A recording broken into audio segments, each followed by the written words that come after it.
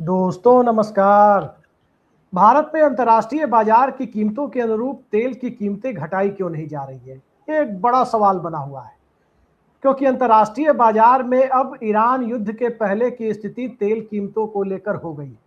Crude oil की कीमतें कमोबेश वहां पर जाकर टिक रही है जहां वो युद्ध शुरू होने के पहले थी। लेकिन इसके बावजूद भारत में नायरा एनर्जी जैसी प्राइवेट कंपनियां तेल की कीमतों में कमी तो कर रही है। 5 रुपए और 3 रुपए पेट्रोल डीजल की कीमतें वो कम कर रही है।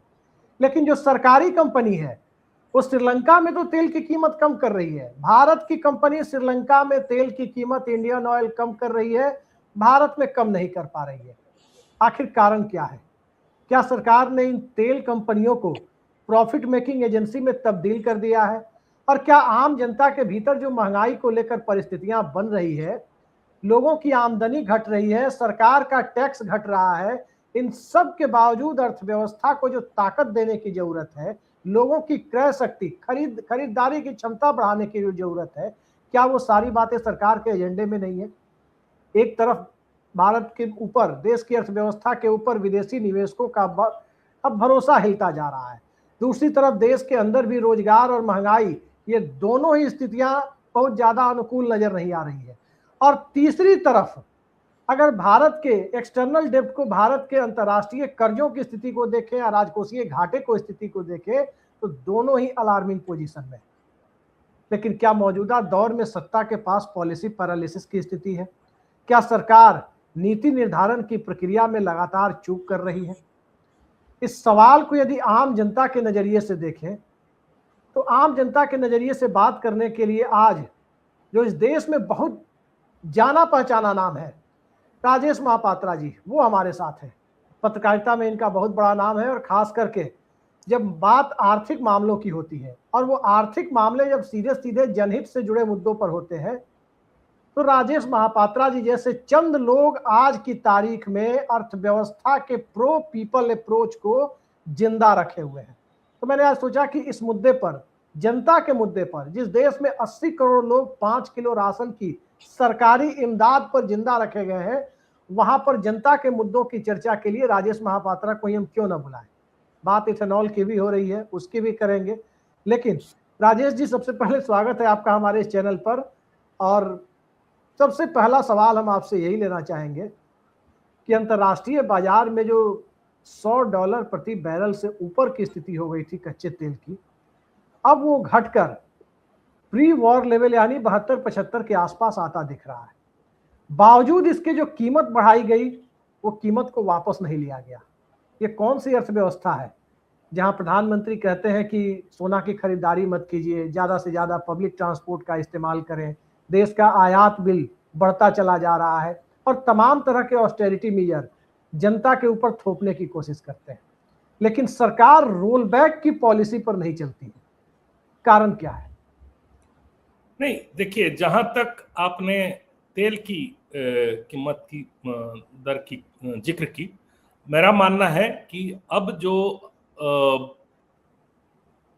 क्रूड ऑयल प्राइसेस, जो कच्चा तेल का भाव जो अब जो 72 के आसपास आ गया है, और जितने सारे लोग ऑयल इकोनॉमी को अच्छी तरह से समझते हैं, उनका मानना है कि अगले 12 महीने में एवरेज जो है $80 प्रति बैरल के ऊपर नहीं जाएगा। तो ऐसे स्थिति में हमारा मानना है कि सरकार को तुरंत जो है, जो उन्होंने जो तेल के थे, पेट्रोल और डीजल के, उसको वापस कर लेना चाहिए।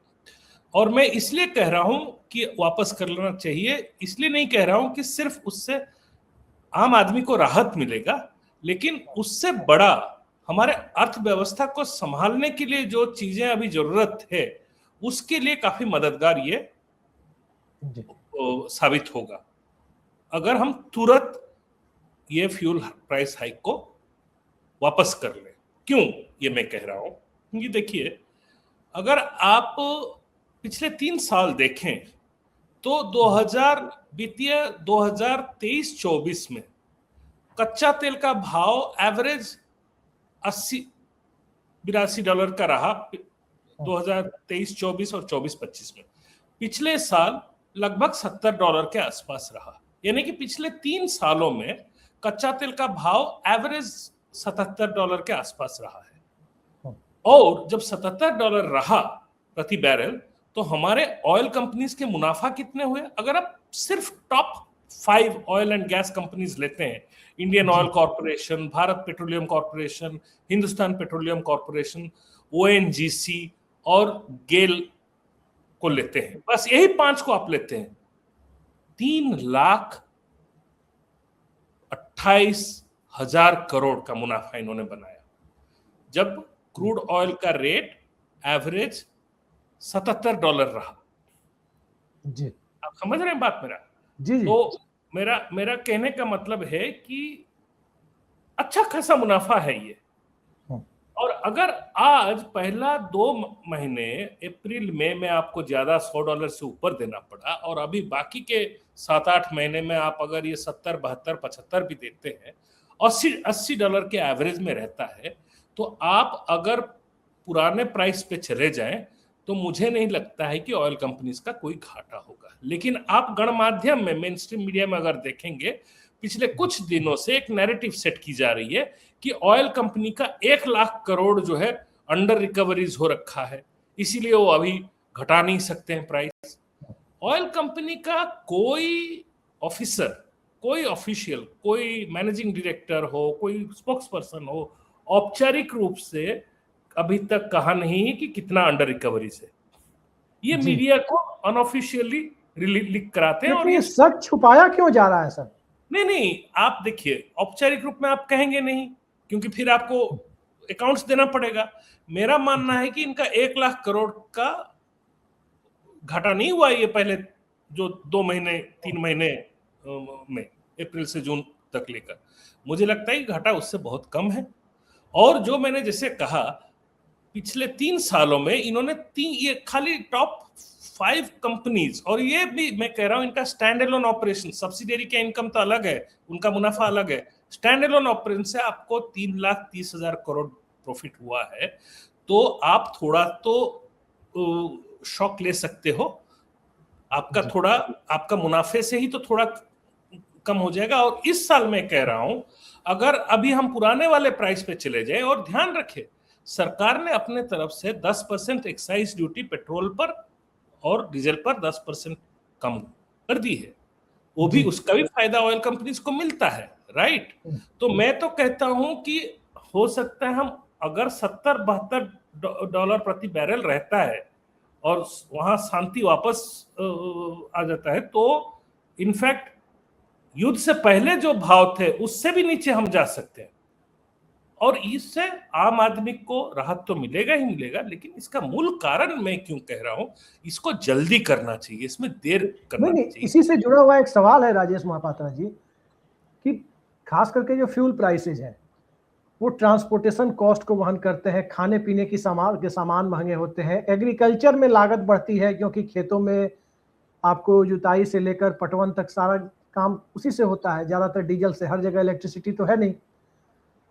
मोटे तौर पर सोसाइटी का हर सेक्शन, एक गरीब आदमी भी प्रभावित होता है। एक साबुन की टिकिया की कीमत भी बढ़ जाती है, दूध के पैकेट की कीमत भी बढ़ जाती है, हर चीज, दवाओं की कीमत बढ़ जाती है।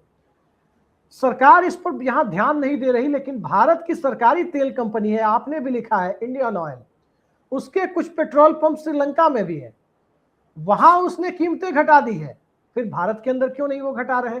जबकि भारत के अंदर जो प्राइवेट कंपनी है, बड़ी कंपनी है नायरा एनर्जी, उसने पेट्रोल और डीजल की कीमत 5 और 3 रुपए घटा दी है।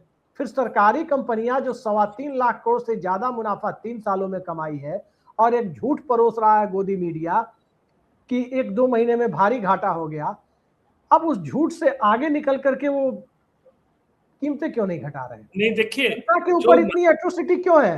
नहीं, देखिए, जो नायरा एनर्जी ने कल जो घटाया है 5 रुपए प्रति लीटर पेट्रोल का दाम और 3 रुपए प्रति लीटर डीजल, उससे साफ जाहिर होता है वो प्राइवेट कंपनी है, वो तो अपना मुनाफा भूलेगा नहीं ना।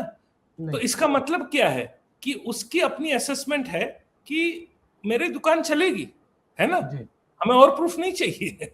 ठीक है। और पब्लिक सेक्टर अंडरटेकिंग्स को, जो सरकारी तेल कंपनियां हैं, उनको तो और भी बहुत सारे फायदा मिलते हैं। उनको बहुत तरह जी। का सब्सिडीज मिलते हैं, मोनोपोलीज मिलते हैं, सरकार की तरफ से मदद मिलते हैं। और हमने ये कंपनियां बनाया क्यों? हमने सिर्फ मुनाफा बनाने की, कंपनी को मुनाफा बनाना जरूरी है, प्रॉफिटेबल रहना जरूरी है, फाइनेंशियली वायबल रहना जरूरी है, लेकिन सिर्फ मुनाफे के लिए काम नहीं करने के लिए बनाया है। जनहित के लिए जब जब जरूरत पड़े तब भी उनको काम करना है, और अभी तो यही जनहित के लिए काम करने का जरूरत है। तो ये एक रीजन है। लेकिन जो आपने जैसे कहा, मैं क्या कह रहा हूं कि ये इसका और बड़ा वजह है, क्योंकि इनको जल्दी तुरंत इसको वापस करना चाहिए। क्यों मैं कह रहा हूं? एक अर्जेंसी में इमीडिएटली, ऑपरेटिव वर्ड है इमीडिएटली करना चाहिए, देर नहीं करना चाहिए। वो इसलिए मैं कह रहा हूं, जैसे आपने कहा अभी एग्रीकल्चरल सीजन शुरू हो चुका है, कृषि का अभी एक बड़ा डिमांड आता है एनर्जी के लिए, है ना? वाटर पंप्स चलते हैं, ट्रैक्टर्स चलते हैं।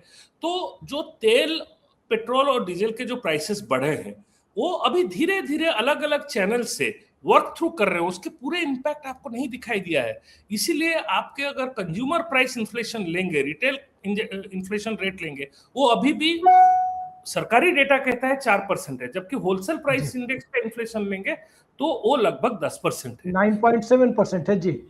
यानी कि आने वाले दिनों में रिटेल इन्फ्लेशन रेट बढ़ेगा। रिटेल इन्फ्लेशन रेट बढ़ेगा, क्यों बढ़ेगा? क्योंकि धीरे धीरे ये पेट्रोल डीजल प्राइस का जो बढ़ाया है, उसका सारे क्षेत्र में इंपैक्ट आपको दिखने लगेगा। मेरा कहना है, एक सवाल इसमें और है, मैं आपको रोक रहा हूं। एल नीनो इम्पैक्ट की बात हो रही है, ज्योग्राफिकल परिघटना है जो 5-7 सालों पर देखने को मिलती है। 60% तक कहा जा रहा है कि बारिश कम होगी। अब स्वाभाविक है कि पानी निकालने के लिए किसानों को खेती के लिए पेट्रोल डीजल की जरूरत ज्यादा बढ़ेगी, फ्यूल की जरूरत ज्यादा पड़ेगी, और उसका नतीजा ये होगा कि खुदरा मूल्य सूचकांक जिसकी बात आप कह रहे हैं कि वो और जो ज्यादा बढ़ेगा, उस पर वो एक मैनीफोल्ड इंक्रीज, एक बहुत बड़े परिवर्तन और बहुत बड़े वृद्धि के तौर पर दिखाई देगा। उसके सरकार इसको लेकर इतनी इनसेंसिटिव क्यों दिखाई देती है? कि सरकार के पास क्या कोई इकोनॉमिक पॉलिसी नहीं है क्या आज के दौर में? नहीं, देखिए, सरकार जो है, सरकार दरअसल में हम शुरू से देखते आ रहे हैं, एक सरकार के पास एक साझा रणनीति हमें कभी नहीं दिखाई दे रही है। क्योंकि ये सरकार जो है, ये हमेशा ज्यादातर नाराबाजी में व्यस्त रहा है। असल में काम बहुत कम होता है और सही वक्त पर काम नहीं होता है। जैसे बंगाल वगैरह में चुनाव थे, तो इसलिए आपने उस समय तेल के रेट बढ़ाए नहीं। अगर उस समय तेल का रेट थोड़ा बढ़ाते तो झटका कम होता। ऑयल कंपनी आज तुरंत वापस ले लिए होते। ऑयल कंपनी अभी क्यों रजिस्ट कर रहे हो? वो कह रहे हैं कि भाई आपने तो उस समय हमें बढ़ाने में 1 महीना देर कर दी, तो अभी थोड़ा और मोहलत दे दो, क्योंकि हर कंपनी अपना अपना फायदा देखता है। पर जो आपने कहा, अभी किसानों को ज्यादा डीजल का जरूरत होगा, लेकिन ये एल नीनो की बात की आपने, मैं वही कह रहा हूं कि अभी तक जो है महंगाई के ऊपर, ये जो पेट्रोल डीजल का जब हम रेट बढ़ाते हैं तो हर क्षेत्र में चीजों को महंगा करने लगता है, लेकिन उसमें 2 से 3 महीना लग जाते हैं। अभी वो पूरा इम्पैक्ट नहीं हुआ है। तो अगर हम अभी वापस ले लेते हैं जो हमने दर बढ़ाया था, तो उस ये जो फुल इम्पैक्ट होने से हम अपने आप को बचा लेंगे। उससे क्या होगा, हमारा महंगाई का दर बढ़ तो रहा है लेकिन थोड़ा कंट्रोल में रहेगा। क्योंकि उसके ऊपर से आप देखिए, इस बार डेफिशिएंट मानसून का प्रेडिक्शन हुआ। जैसे आपने कहा, अभी कई जगह पंजाब, उत्तर प्रदेश वगैरह में बहुत कम बारिश होने की संभावना है। कहीं ना कहीं फसल तो कम हो गई। फसल कम होता है तो फूड इन्फ्लेशन बढ़ेगा। तो हमें फूड इन्फ्लेशन का डर है। अभी पेट्रोल डीजल का रेट से अगर महंगाई को हम कम नहीं करेंगे, तो जब आने वाले दिनों में फूड इन्फ्लेशन का प्रेशर आएगा तो और बात खराब हो जाएगा। उससे क्या होगा, जब इन्फ्लेशन रेट बढ़ता है तो आरबीआई क्या करती है, इंटरेस्ट रेट बढ़ा लेती है। अगर इंटरेस्ट रेट आरबीआई बढ़ाती है तो फिर क्या होता है, निवेश में कमी होता है। लोग लोन लेकर इन्वेस्ट करना नहीं चाहते हैं, तो उससे ग्रोथ के ऊपर इम्पैक्ट होता है, यानी कि हमारे आर्थिक अभिवृद्धि में कमी आती है। और अगर हमारा ग्रोथ स्लो डाउन होता है तो ऐसे ही हमारा रोजगार का पूरा आप कह रहे हैं कि इकोनॉमिक साइकिल प्रभावित हो जाती है, आर्थिक चक्र उससे प्रभावित हो जाता है। लेकिन एक सवाल, जी एक सवाल इसमें, मैं उस सवाल पे भी आ रहा हूं, लेकिन एक सवाल इसमें उपजता है और कि इथेनॉल को लेकर काफी चर्चा है, और मैंने कहीं पढ़ा है कि भाई प्रधानमंत्री चलते हैं नरेंद्र मोदी जी, उनकी गाड़ी में इथेनॉल ब्लेंडेड पेट्रोल नहीं चलता। राष्ट्रपति उपराष्ट्रपति की गाड़ियों में इथेनॉल का इस्तेमाल नहीं होता। तमाम पेट्रोल पंप पर एक बड़े बड़े होर्डिंग टांग दिए गए हैं कि इथेनॉल के इस्तेमाल से आपकी गाड़ी के इंजन में कुछ समस्या आ सकती है, समय समय पर चेक करवाते रहें, टैंक को चेक करवाते रहें, और अगर गाड़ी में कोई समस्या आती है तो इसके लिए पेट्रोलियम कंपनियां जिम्मेदार नहीं होंगी। फिर इस एथेनॉल को लेकर सरकार की इतनी जिद क्यों है कि वो मिलाएंगे? सुप्रीम कोर्ट में भी कह रहे हैं कि कोई इसके पुख्ता सबूत नहीं मिले हैं, कोविड वैक्सीन की तरह कह रहे हैं कि इससे होने वाले एडवर्स इंपैक्ट के कोई पुख्ता सबूत नहीं मिले हैं, इससे नुकसान के कोई पुख्ता सबूत नहीं है। तो सरकार इस तरह से रिजिड क्यों है, जिद पर क्यों अड़ी है? देखिए, इथेनॉल जो है ये कंट्रोवर्सी जो है एक तरह से ईवीएम टेम्परिंग वाला कंट्रोवर्सी जैसे हो गया है। हर किसी को शक है लेकिन सबूत नहीं है, तो सबूत लाना आम आदमी के ऊपर छोड़ दिया जाता है। लेकिन देखिए, लोगों के मन में बहुत सारे संदेह है इथेनॉल यूज को लेकर।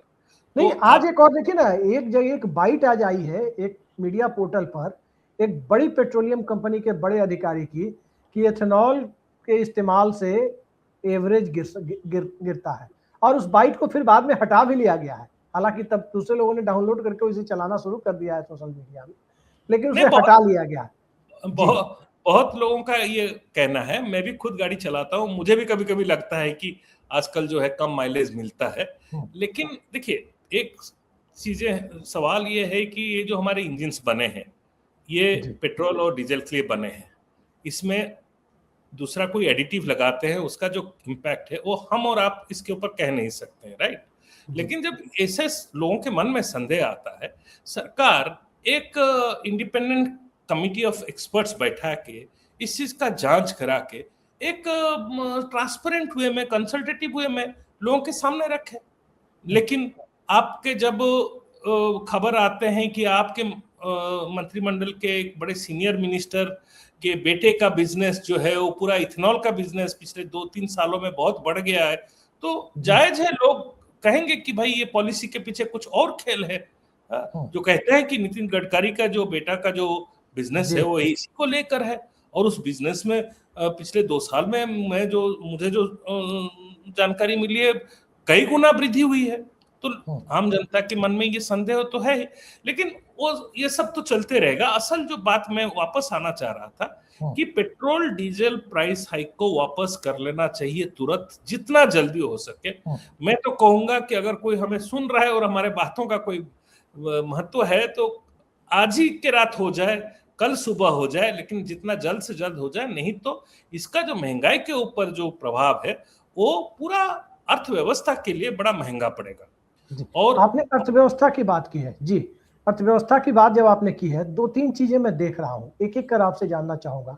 ठीक है, पेट्रोलियम प्रोडक्ट्स की कीमतों के बढ़ने से आम आदमी पिस रहा है, लोगों की क्रय शक्ति, खरीदारी की क्षमता प्रभावित हो रही है, सरकार की तरफ से आम आदमी की बेहतरी के लिए कोई इंसेंटिव नहीं दिया जा रहा, और जो सबसे जरूरी है पेट्रोल डीजल की कीमत घटाना या एलपीजी गैस की कीमत घटाना, वो नहीं हो रहा। वो बात आपकी सही है, लेकिन जरा ये बताइए कि विदेशी निवेशक जो है, आज ही खबर आई कि फॉरेन पोर्टफोलियो इन्वेस्टर एफपीआई के लोग पैसा निकाल रहे हैं उससे।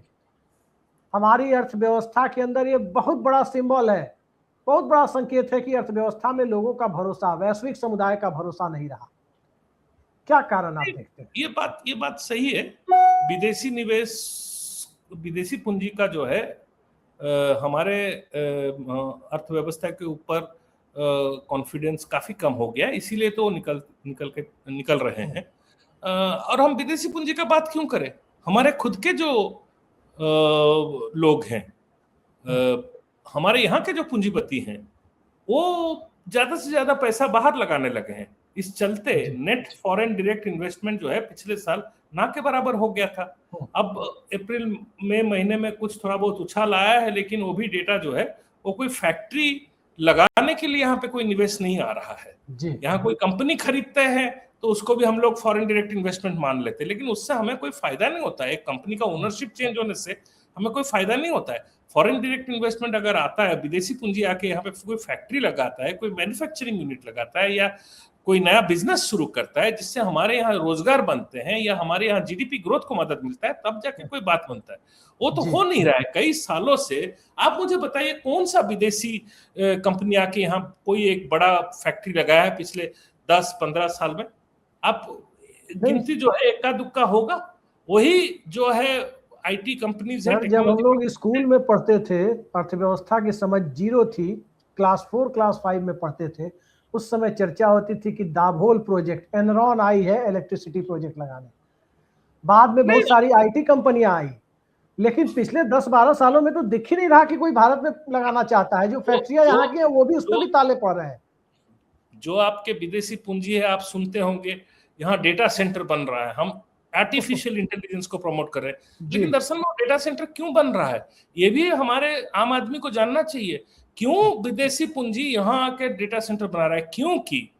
क्योंकि जो एडवांस कंट्रीज है, यूरोप है, अमेरिका है, वो अपने यहाँ डेटा सेंटर लगाना नहीं चाहते हैं, क्योंकि डेटा सेंटर में पानी का खर्चा बहुत होता है, बिजली का खर्चा बहुत होता है, क्लाइमेट चेंज को डेटा सेंटर बहुत इफेक्ट करता है। वो वहां पर वो नहीं करना चाहते। जैसे पहले सारे डर्टी इंडस्ट्रीज यहाँ पर लगाते थे, उस तरह से डेटा सेंटर यहाँ बनता है, और उस डेटा सेंटर में ये गूगल, माइक्रोसॉफ्ट, ये सारे बड़े बड़े एमएनसीज के काम होंगे। हमारे यहाँ कुछ लोगों को चंद जो है साइबर कुली के नौकरी मिल जाएंगे जी। और हम कहते हैं कि नहीं, हमारे यहाँ पे देखिए हम ग्लोबल डेटा सेंटर का हब बन रहे हैं, लेकिन हमारे यहाँ ऐसे ही पानी का क्राइसिस हो रहा है, हमारे यहाँ ऐसे ही बिजली का क्राइसिस हो रहा है। और आपको पता नहीं है डेटा सेंटर जो है वो कितना एनर्जी इंटेंसिव है, उसके अलावा और कहाँ बड़ा इन्वेस्टमेंट आ रहा है। वो देखिए आपके 2-3 कारण है। एक तो आपके यहाँ फॉरेन इन्वेस्टमेंट तब आएगा जब आपका डोमेस्टिक कंज्यूमर बेस रोबस्ट है। कोई भी आता है यहाँ फैक्ट्री लगाता है, वो तो देखता है कि पहले इंडिया के अंदर मार्केट में कितना दम है। जो आपने जिक्र की 90s में, 2000 इस सेंचुरी का पहला डिकेड में लोग, लंबी कतार थी लोगों के आने की, क्योंकि उस समय एक इंडिया का राइजिंग मिडिल क्लास का स्टोरी था, कंजम्पशन का स्टोरी था। तो लोग कहते थे अरे यहाँ चलो, यहाँ तो लोग खरीदने के लिए एस्पिरेशनल इंडिया बन रहा है। तो लोग आते थे, गाड़ियां बिक रही थी, टेलीविजन बिक रहे थे, एयर कंडीशनर्स बिक रहे थे, हर कोई चीज का यहाँ डिमांड था। अब डिमांड ठप हो गया पिछले 10-12 साल से। क्यों? क्योंकि जो ग्रोथ हो रहा है हमारा, एक तो ग्रोथ का नंबर ही गड़बड़ है, और जो भी हो रहा है उसका ज्यादा से ज्यादा हिस्सा जो है एक छोटे से परसेंट पॉपुलेशन के पास जाता है। आप कह सकते हैं कि ऊपर के 2-3%, और उनमें से भी जो एक ऊपर का 1% है वो सबसे ज्यादा ले जाता है। तो लगभग हमारे 140 करोड़ आबादी का देश है, और यहाँ चंद 5-10 करोड़ लोगों को छोड़कर ज्यादा फायदा और किसी को नहीं होता है ग्रोथ से। तो इसीलिए आपका कंजम्पशन कहां से बढ़ेगा? ये चंद लोग कितना खाएंगे, कितना पिएंगे, कितना खरीदेंगे? तो एक तो कंजम्पशन स्टोरी जो है इंडिया की, वो लगभग ठप हो गया है। तो इसीलिए कोई एमएनसी आना नहीं चाहता है। दूसरा, एमएनसी जब कंजम्पशन ठप होने के पीछे का जो असली कारण है वो सरकार छुपा क्यों रही है जनता से? असली कारण तो साफ दिखाई देता है कि लोगों के पास पैसा नहीं है, लोग इकोनॉमिक इनसिक्योरिटी, आर्थिक असुरक्षा की भावना से भी ग्रस्त है। और तीसरी चीज की जो एस्पिरेशनल क्लास है, जो यहाँ का डेमोग्राफिक डिविडेंड है, वो डेमोग्राफिक डिविडेंड कहीं ना कहीं काम के अभाव से जूझ रहा है। अब तो उससे भी उब गया है कि वो कहीं जाकर के किसी कुएं में या कहीं मस्जिद के नीचे मंदिर ढूंढता फिरे, वो भी वो नहीं कर पा रहा है। वो डेमोग्राफिक डिविडेंड लायबिलिटी बन चुका है, और ये सरकार की नीति के ही नतीजे हैं। हाँ, देखिए आप बड़े छाती ठोक कर बोलते हैं कि हम 80 करोड़ लोगों को मुफ्त अनाज देते हैं जी। शर्म आना चाहिए। सवाल ये कोई नहीं पूछ रहा है कि 80 करोड़ लोगों को मुफ्त अनाज देने की आवश्यकता क्यों हो रही है। इसलिए हो रही है क्योंकि वो अपने आय से, अपने खुद के कमाई से, अपने बेसिक जो नीड से उसको पूरा नहीं कर पाता है। और वो इसलिए कर नहीं पाता है क्योंकि रोजगार नहीं है। आपने शिक्षा क्षेत्र में, आप शिक्षा व्यवस्था के आपने बेड़ागर्द कर दी। कहीं ना कहीं आप नहीं चाहते हैं इस देश में आप बल्कि आप चाहते हैं कि एक बड़ा सा बड़े से बड़े समुदाय जो है वो मार्जिन्स पे जिए, उन्हें शिक्षा मिलना नहीं चाहिए, वो हमारी दया पे रहें, हम उन्हें मुफ्त अनाज देते रहेंगे, उन्हें शिक्षा ना मिले, क्योंकि शिक्षा मिलता है तो आदमी सोचता है, तो आदमी सोचता है तो क्रांति करता है, सवाल पूछता है। तो एक तरह से हम राजा प्रजा का प्रथा वापस ला रहे हैं। यहां राजा आराम से रहेगा, हाँ, दुनिया भर को बोलेगा विदेश मत जाइए, और 1 महीने के अंदर अंदर 3 बार विदेश घुमाते हैं। यहाँ लोगों में मारामारी होता है, एलपीजी का सिलेंडर नहीं मिल रहा है, घर का खर्चा संभाला नहीं जा रहा है। आप ऐसे नेतृत्व हैं जो फोटो डाल रहे हैं कि आप कछुआ को दाना डाल रहे हो जी, सीशेल्स जैसे सुंदर जगह में। तो आप अच्छे अच्छे जगह में देखिए, ये समझ लीजिए, ये बहुत बड़ा बात है कि एक, जिसको कहते हैं, मैं हिंदी में क्या कहेंगे, इंसेंसिटिविटी का सीमा पार कर चुके हैं जी, असंवेदनशीलता का सीमा पार कर चुका है ये नेतृत्व। ये सबसे बड़ी चिंता की विषय है। लोगों की हालत यहाँ अच्छा नहीं है, और आप बकायदा हर समय सोशल मीडिया में आप कैसे दुनिया के अमीरों से अमीर आदमी के साथ गले मिल रहे हो, आप कैसे बड़े से बड़े लग्जरी जगह में जाके घूम रहे हो, और बिहार में जाकर चुनाव में लोगों को कह रहे हैं कि रील बना करके युवा रोजगार प्राप्त कर रहे हैं। अरे देखिए, रील आप भी बना रहे हैं, यूट्यूब चैनल चला रहे हैं, क्या हो रहा है, आपको स्ट्रगल क्या है आपको पता है, ठीक है। खैर सुनिए, वो बात नहीं, बात ऐसा है कि हमारे जो देश के हालत जो है वो बहुत खराब है। हमारे अर्थव्यवस्था का नींव टूट चुका है। यहाँ अभी किसी को कॉन्फिडेंस नहीं है, क्योंकि हम कोई भी ऐसा चीज, क्योंकि दुनिया आगे की भविष्य जो है वो टेक्नोलॉजी ड्रिवन है, innovation, research, artificial intelligence, new products, हम लोग ये सब कुछ भी नहीं बना रहे हैं। हम खाली चीजें ला रहे हैं, असेंबल कर रहे हैं और भेज रहे हैं। और एक तरह से आप कह सकते हैं बनिया बुद्धि, माफ कीजिएगा ये शब्द मैं यूज कर रहा हूं, एक हमारी जो मर्केंटाइलिस्ट माइंडसेट है वो हमें कभी आगे नहीं ले जा पाएगा। और मर्केंटाइलिस्ट माइंडसेट का सबसे ज्यादा प्रतिफलन आज के राजनीति में हो रहा है, क्योंकि हर चीज ट्रांजैक्शनल है, शॉर्ट टर्म का मुनाफा देख रहे हैं हर कोई। तो एक ये है। दूसरा जो आपने जो मेरे को बोला, क्यों फॉरेन इन्वेस्टर्स भाग रहे हैं या आना नहीं चाहते हैं, फॉरेन डायरेक्ट इन्वेस्टमेंट खास करके, यहाँ विदेशी पूंजी आके क्यों फैक्ट्री नहीं बनाना चाहते। देखिए, एक तो मैंने डिमांड की बात की, जब आपका कंज्यूमर्स अगर कॉन्फिडेंस नहीं दे रहे हैं, कंजम्पशन डिमांड का कोई ऐसा आउटलुक अच्छा नहीं है, तो विदेशी पूंजी हमेशा सोचेगा आने से पहले। लेकिन एक दूसरा कारण भी शुरू हुआ है, वो ये है कि विदेशी पूंजी जब आता है कोई देश में, तो वो देखता है कि कल को मेरा यहाँ पे कोई गड़बड़ हो तो क्या मैं कोर्ट कचहरी में जा सकता हूँ, क्या मेरा ग्रीवेंस को रिड्रेस किया जा सकता है।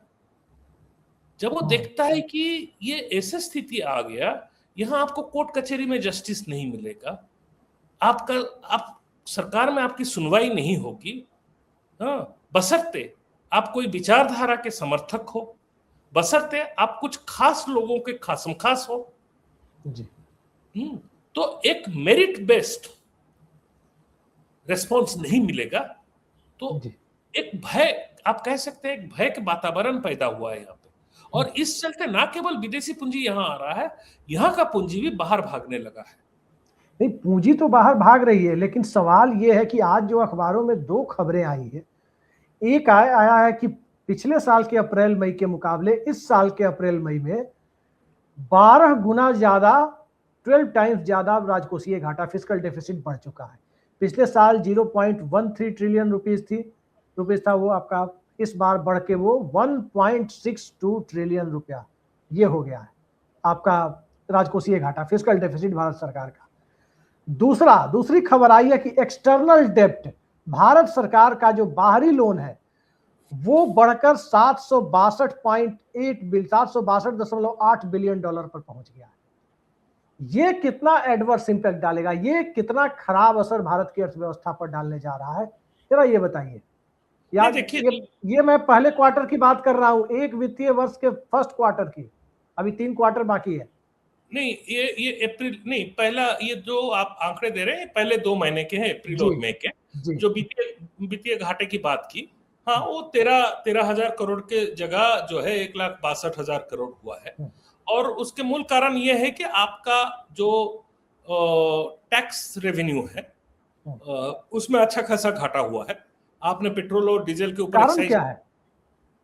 एक तो मूल कारण है कि पेट्रोल और डीजल के एक्साइज ड्यूटी कम हुए, तो उसमें लगभग 20,000 15-20,000 करोड़ का कमी पड़ा है। दूसरा, इकोनॉमी अच्छा नहीं कर रहा है। कंपनीज इस बार अगर आप रिजल्ट्स देखे होंगे तो कोई खास माने कुछ टॉप कंपनीज अच्छे सेल्स वॉल्यूम दिखाए हैं रेट बढ़ाकर, लेकिन प्रॉफिट अभी भी सिंगल डिजिट पर है।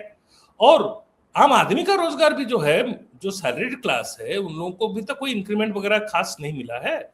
और आपने पिछले बार टैक्स में छूट दी थी, उसका पूरा इम्पैक्ट अभी दिखने लगा है। और दूसरे तरफ आपका कोई डिसइन्वेस्टमेंट नहीं हो रहा है, और कोई तो किसी भी तरह से आपके नॉन टैक्स रेवेन्यूज भी जो है उसमें कोई बढ़ोतरी अच्छा खासा नहीं हुआ है। क्योंकि अर्थव्यवस्था जो है वो आप जो भी क्लेम करें उस तरह से वो काफी धीमी गति से चल रही है, तो आपका रेवेन्यू कहां से आएगा? अगर अच्छा ग्रोथ हो रहा है तो फिर तो लोग कॉर्पोरेट टैक्स कलेक्शन ज्यादा होगा, जीएसटी टैक्स कलेक्शन। आप जीएसटी टैक्स कलेक्शन क्या है, हर महीने जो है हमारा मीडिया भी ऐसा है कि ग्रॉस जीएसटी टैक्स कलेक्शन का फिगर लगा देता है, 1 लाख इतना करोड़ हो गया, रिकॉर्ड हो गया। कभी भी मेन स्ट्रीम मीडिया जो है नेट जीएसटी फिगर नहीं देता है। भाई जीएसटी ग्रॉस एक फिगर होता है, नेट होता है। नेट क्या है? रिफंड्स होता है। तो रिफंड जो है आप फरवरी मार्च महीने में दबा के अपना टारगेट मीट करने के लिए नोटिस भेज के कलेक्शन कर लेते हैं, फिर अप्रैल वगैरह में आप उसको रिफंड करना शुरू करते हैं। तो इसीलिए आपको रेवेन्यू कलेक्शन में बड़ा घाटा दिख रहा है। दूसरे तरफ एक्सपेंडिचर में बढ़ोतरी हुई है। क्यों हुई है?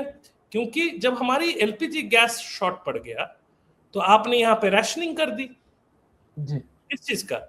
आपने एलपीजी गैस की रैशनिंग जब कर दी तो तुरंत फर्टिलाइजर प्लांट्स जो है उन्होंने अपना ऑपरेशंस ऑलमोस्ट 60% लेवल पे लिया है।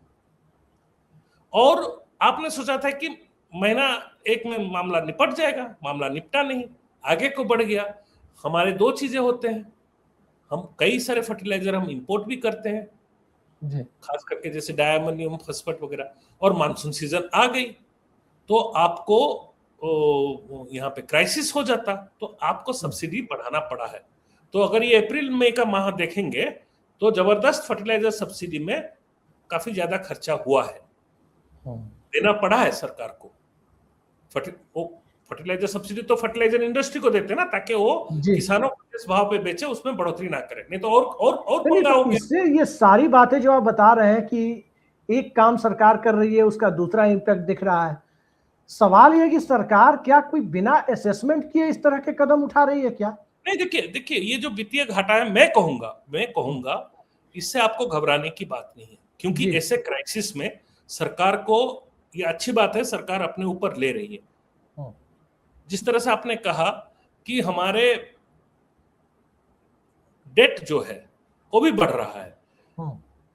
देखिए, ये आपके कुछ समय के लिए आपके अगर फिस्कल डेफिसिट बढ़ जाता है तो कोई उसमें हर्जा नहीं है, बशर्ते वो किस कारण से बढ़ रहा है। अगर कारण ये है कि आप खर्चा फर्टिलाइजर सब्सिडी बढ़ाए क्योंकि जरूरत थी उसको, नहीं तो किसान के ऊपर वो बर्डन आ जाता, या आपने पेट्रोल और डीजल प्राइस को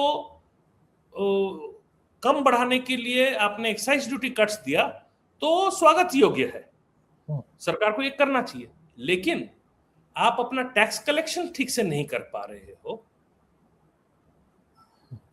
आपका टैक्स एनफोर्समेंट ठीक से नहीं हो पा रहा है, तो ये बात तो सही नहीं है ना।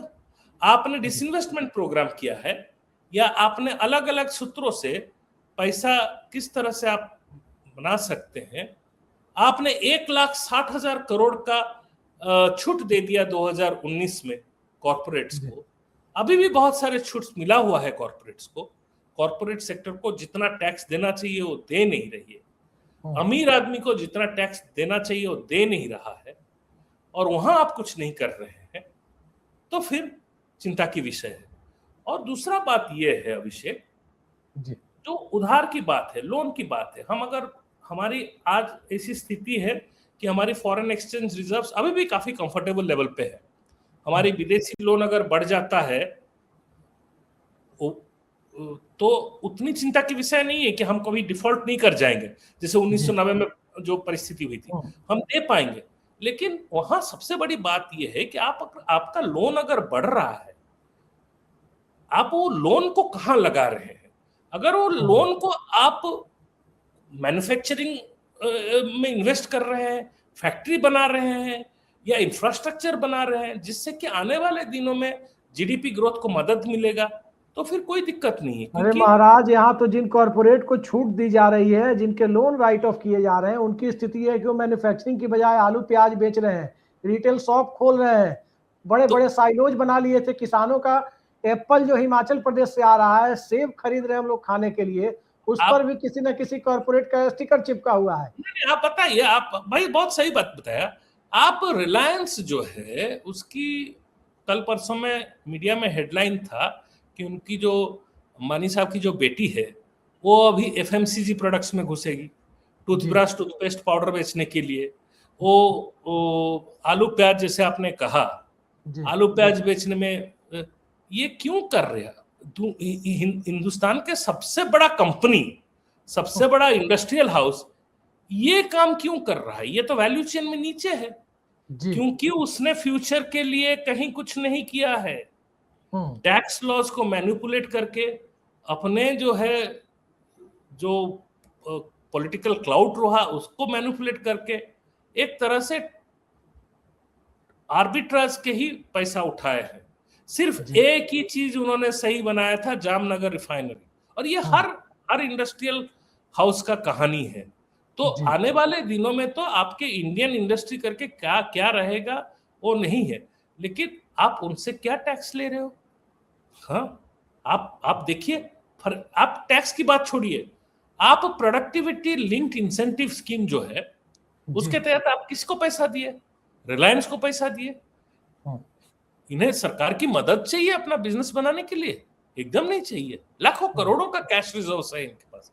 आप एप्पल कंपनी को दे रहे हैं ये सब्सिडी, हमारे टैक्स पेयर के पैसे से एप्पल स्मार्टफोन बनाएगा ताकि अमेरिका में उसका जो कंज्यूमर है वो सस्ते में उसको कंज्यूम कर पाए। और बनाएगा भी नहीं, यहाँ असेंबल करेगा, यहाँ बनाता तब भी एक बात है, असेंबल करेगा। और आप कहते हैं कि वो सक्सेस स्टोरी है।